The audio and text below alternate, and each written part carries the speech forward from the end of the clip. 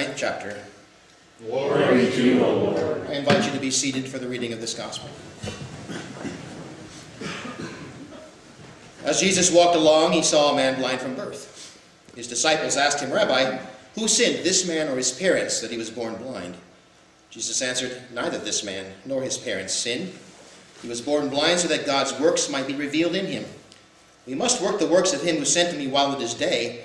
Night is coming when no one can work. As long as I am in the world, I am the light of the world." When he had said this, he spat on the ground and made mud with the saliva, and spread the mud on the man's eyes, saying to him, "Go, wash in the pool of Siloam," which means sent. Then he went and washed and came back able to see. The neighbors and those who had seen him before as a beggar began to ask, "Is this not the man who used to sit and beg?"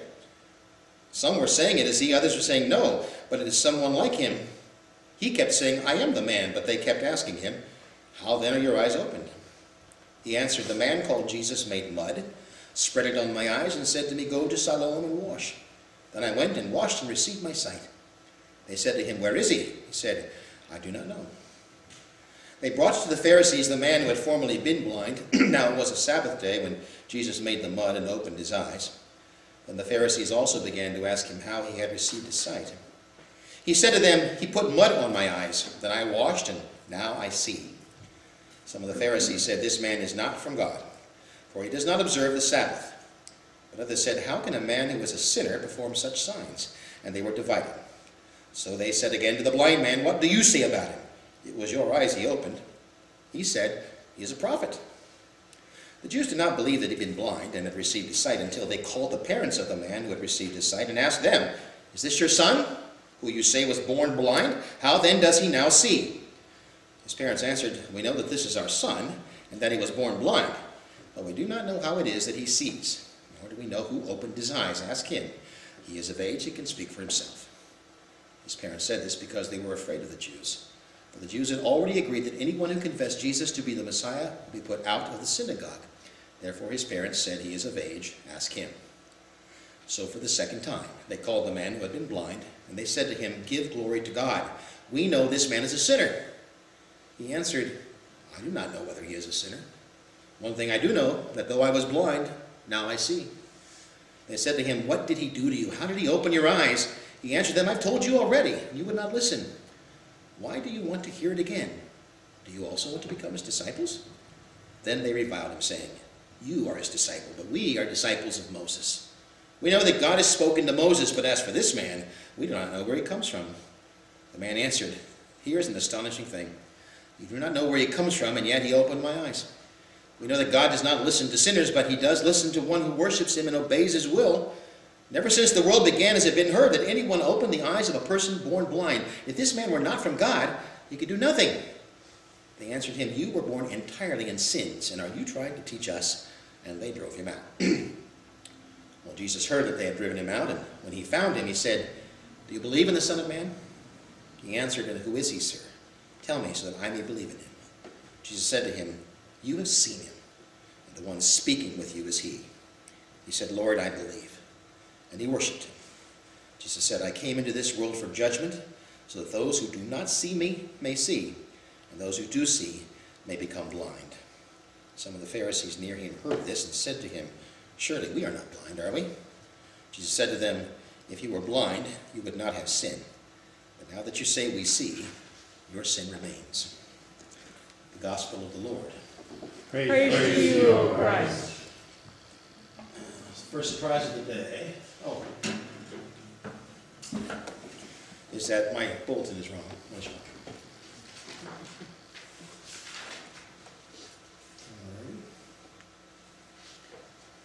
Do I need to go over there for the camera, or can you do it here? I can go wherever Great, you I'm want. gonna stay here then. Let's see, right here. My comfort spot. This is one of those places where I'm going to have an awkward pause while I find out where I'm at, so just hang with me. I believe, Lord, that you are here present. Although my eyes do not see you, my faith senses you. Take away any stray thoughts from my mind. Make me understand the truth which you wish to teach me in this meditation. Let me make up my mind to put them into practice. Your servant is listening. Speak, Lord, to my soul. Amen. Thank you. I'm glad somebody knows what they're doing here today. Before I start the slides. The title of my sermon today is It's All About Grace. The prophet Samuel appeared on the scene during one of the most turbulent and difficult times in Israel's history. After wandering in the wilderness for 40 years, after conquering the land under Joshua, after enduring generations of domination by all the kingdoms around them, the people of Israel were just kind of like us. They were looking for someone to lead them out of the wilderness. They were suffering a crisis of leadership. From time to time, God would raise up men and women they called judges. And those judges would work miracles, or they would engineer victories. But after a short spell, they would kind of disappear, blend back into the fabric of Israelite society. And things would go back to whatever normal was going to be. There was no government in those days. There was a tribal council called Amphiktyoning, fancy word meaning 12 tribes. And life was more like an episode of Survivor, because the tribes could vote you off the island, except when you got voted off the island back then, there wasn't a nice cushy apartment in Queens to go back to, so it wasn't quite the same as today. When you got voted off the island back then or thrown out of the synagogue, you died. There was nobody left to care for you or about you. And that's why the people in that time yearned for more. They were looking, just like us, for stability, for a sense of permanence. And they came to the conclusion that God apparently wasn't interested in providing them permanence, because every time they'd rise up a judge, he would be or she would be good for a season and they would go away.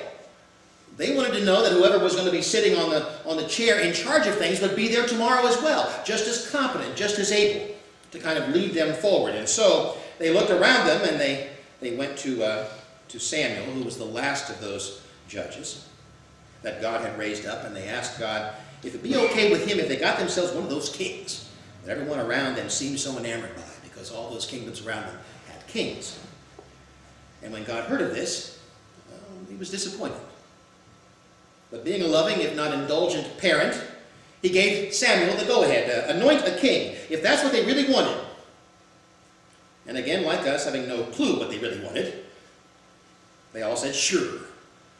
In addition, not for the first time in history, people learned from hard experience that their choices bear consequences, that God was not in the business of saving us from our bad decisions. So Samuel found a man from Kish, and they anointed him to be king. He fit the description pretty well. Now, to be fair, the king that they wanted looked really good on paper. His name was Saul. Saul was handsome, wealthy, better than average general. But from the outset, his relationship to God was, let's say it was iffy. Samuel would come and deliver messages from God that did not sit well or kindly upon the king's ear, and he would go off and do something stupid or willful or both. And to make things worse, he was prideful and stubborn and unrepentant, which is a rather bad combination of traits for someone who's supposed to be the anointed one of God. It's probably a good thing they hadn't invented tweeting back then. They'd be in real trouble. So the day came that God told Samuel to go and anoint a new king over the people, a king after his own heart, God's own heart. He sent him to this small town in Judea called Bethlehem, to Jesse, who was a wealthy landowner who had 8 sons, and one of them, God confided to Samuel, one of them would be the new king.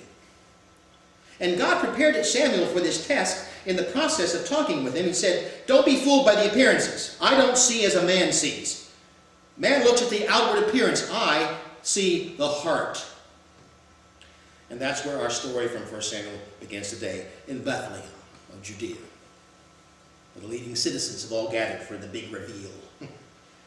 There's this palpable excitement in the air, but there's also a real sense of fear in the air, because, hey, Saul is still the king, and it's not good to make the king angry.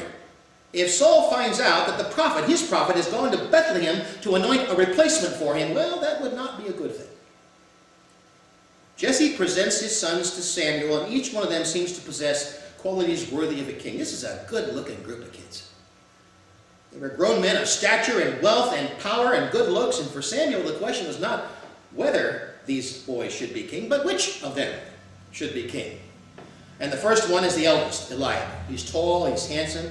You can imagine Samuel thinking, in fact the Bible actually reveals what Samuel was thinking, gotta be the guy. Here's an experienced guy. He's going to inherit all of his father's wealth. But no go. God rejects him.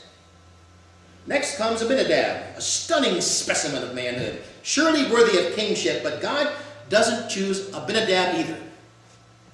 Next comes Shema, a bit shorter, a bit stockier, a bit plainer, but still head and shoulders above the average Israelite. A man possessing wonderful kingly attributes, but no dice. Not the one. One after another, Jesse parades his good-looking kids in front of Samuel, and one after another, God rejects each and every one until the unthinkable happens. Jesse has run out of sons. Now, I have to admit, I really have never paid a lot of attention to this story, and hardly seemed worthy of a sermon to me. But I read that the early church used this story to instruct its baptismal candidates, most of whom were adults, in the ways and the thinking of God. So I gave it a closer look, and I experienced this pang of pastor-to-pastor empathy for old Samuel, who was asked to do a difficult and dangerous thing in the midst of difficult and dangerous times. Because, you see, it took courage to go to Bethlehem and risk the wrath of a king. It took faith to obey God's word and seek out a new Messiah. It took vision to understand that though kings rule nations, God rules history. Yet still Samuel, when he went and did this, assumed that a king over Israel had to be someone like Saul. Someone who could pull the sword out of the stone. That's why God gave him that warning beforehand, and why at this point in the story there's one very confused prophet standing in front of a bunch of very confused people. For the second time in his long life, Samuel has been called to anoint a king over Israel. The first time was easy. He looked for a man of quality and power. And along comes Saul, literally head and shoulders above the rest, tall, strong, wealthy, powerful, every inch a king. But this time God keeps his own counsel and warns Samuel, I'm not going to see the man. I'm going to look at the heart. And yet even Samuel was not prepared for what comes next. He exhausted the 7 obvious choices, and he asks Jesse in frustration, you got any more kids? Well, the old man stammers, there's David. Who? The youngest. But he's just a boy. He cleans up the sheep pen. Well, go and get him, Samuel says. Then he turns to the elders of the community and says, look, folks, sorry for the delay. Best laid plans and all. Just found out Jesse's got another kid, so just cool your jets and keep the olive oil warm. We'll get on with the ceremony very quickly.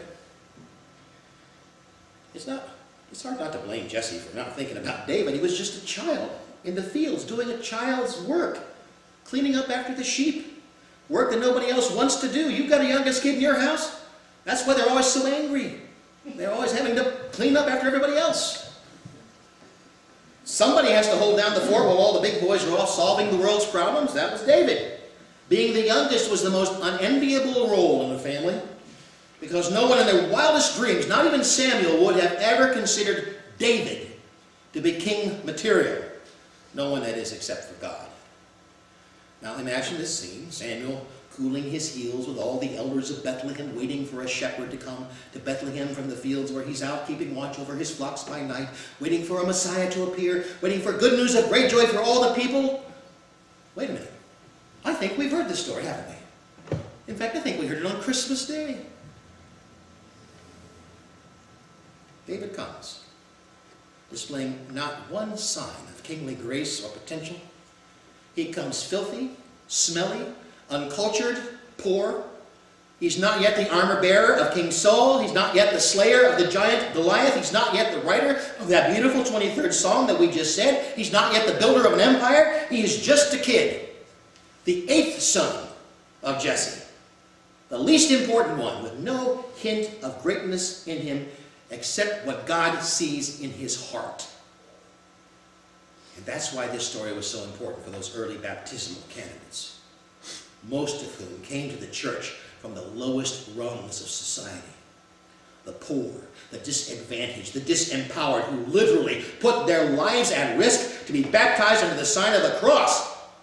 Something the Romans were still using to kill Christians. Something their Lord had just died on under Roman rule. It was as if God were to come into this place and choose a leader from amongst you. Walk right by abiding Christ. Drive right past Ginghamsburg United Methodist Church. Eschew the wealthy, the experienced, the powerful. To not linger for a second up here and lay his hand on the ordained. But to go into there, the pews. To find one of you, the least likely. Put their hand on your shoulder, the one trying very hard to sit as far back as a Lutheran can sit and not be noticed. And say, you're the one. called you to lead my people. And after the shock had passed, we might wonder why God has avoided all the better choices. Passed by the learned and the mature and the wealthy and the powerful to choose the least likely among you.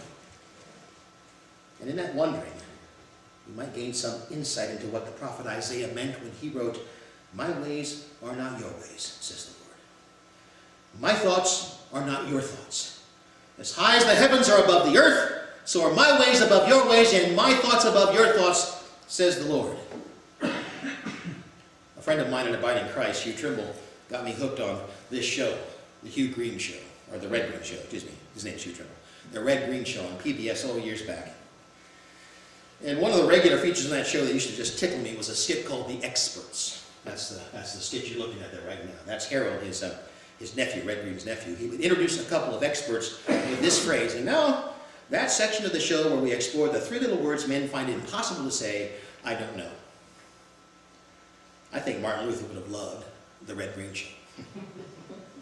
Because the phrase, "I don't know," was integral to his understanding of God. Luther insisted all we can ever know of God is what God chooses to reveal. He called this idea Deus absconditus. That's a Latin word meaning the hidden God. So it's entirely proper, even for a learned Lutheran pastor, to answer a question with the three little words that most men can't speak out loud. I don't know. I thought it was I was wrong. What's that? I thought it was I was wrong. No, that's the other one. That's a different sermon, Linda. I'll get to that one maybe next time I'm around. That's, by the way, more of a bipartisan kind of a word. When you have 4 daughters and a wife, trust me, I learned how to say that very early on. Why did God choose a shepherd boy over the wealthy, powerful patricians of Bethlehem to be king of Israel? I don't know. Why are some people born blind and others are not? I don't know. When will the world come to an end? I don't know. Why do the innocent suffer sometimes more than the wicked? I don't know. Does God approve of our immigration policies or anything that we do? I don't know. And yet, I'll tell you, there are hundreds of preachers throughout this land today who claim to exactly know what God is thinking on any number of topics.